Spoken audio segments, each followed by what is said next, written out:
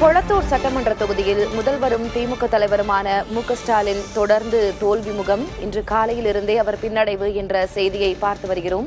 கொளத்தூரில் தாவிக வேட்பாளர் வி.எஸ். பாபு வெற்றி முகத்தில் இருக்கிறார்.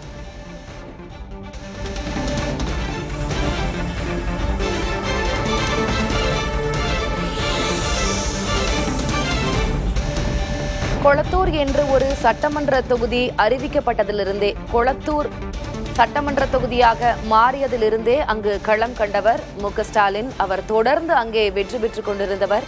இந்நிலையில் கொளத்தூர் தொகுதியில் முதலமைச்சருடைய ஆதர்ச தொகுதியாக இருக்கும் அந்த தொகுதியிலேயே அவருக்கு பின்னடைவு. அவரை எதிர்த்து களம் கண்டிருக்கக்கூடிய தாவிக வேட்பாளர் வி.எஸ். பாபு தொடர்ந்து முன்னிலை பெற்றிருக்கிறார்.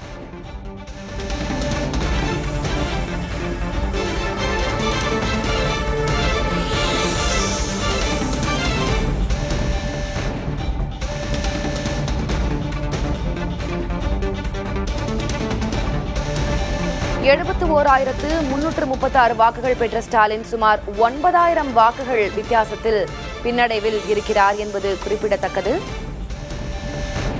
கொளத்தூர் தொகுதியை பொறுத்தவரை தாவிக வேட்பாளர் வி.எஸ். பாபு 80,453 வாக்குகள் பெற்று 9,117 வாக்குகள் வித்தியாசத்தில் முன்னிலையில் இருக்கிறார். 71,336 வாக்குகள் பெற்று திமுக தலைவர் மு.க.ஸ்டாலின் பின்னடைவை சந்தித்திருக்கிறார்.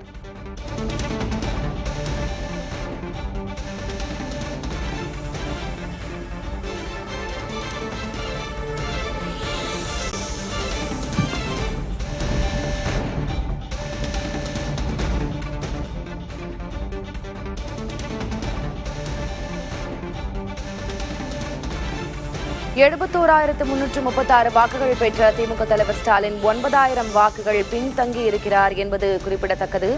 எண்ண வேண்டிய வாக்குகளை விட வித்தியாசம் அதிகம் இருப்பதால் மு.க.ஸ்டாலினுக்கு தோல்வி முகம் என்பதே பார்க்கப்படுகிறது. கொளத்தூர் தொகுதியில் முதலமைச்சர் திமுக தலைவர் மு.க.ஸ்டாலினுக்கு தோல்வி முகம். தாவிக வேட்பாளர் வி.எஸ். பாபு வெற்றி முகத்தில் இருக்கிறார்.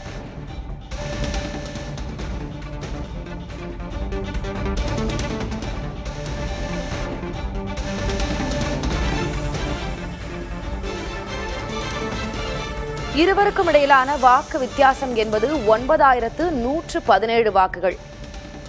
திமுக தலைவர் மு.க.ஸ்டாலினை விட 9,117 வாக்குகள் அதிகமாக பெற்று முன்னிலை வகிக்கிறார் தாவிக வேட்பாளர் வி.எஸ். பாபு என்பது குறிப்பிடத்தக்கது. இன்னும் எண்ண வேண்டிய வாக்குகள் இந்த 9,117 வாக்குகள் என்ற எண்ணிக்கையை விட குறைவான வாக்குகள்.